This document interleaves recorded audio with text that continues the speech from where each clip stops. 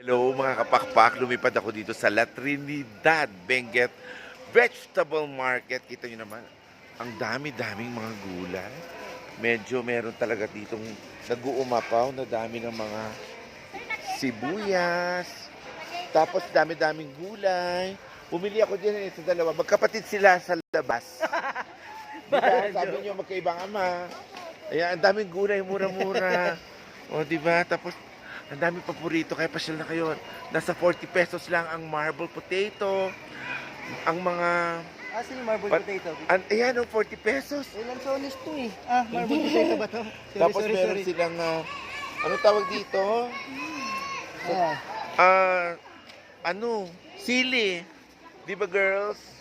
Siling makopa. Ayun, tas ayan pa. Ang dami po.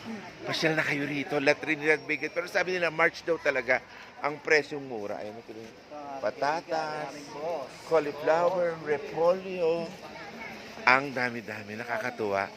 Sayang kung nasa Maynila lang to. Hay, nako. At may natutulog na tindera kasi pagod. Pagod siya. O, di ba bongga to? Pasyal po kayo rito. La Trinidad Benguet po.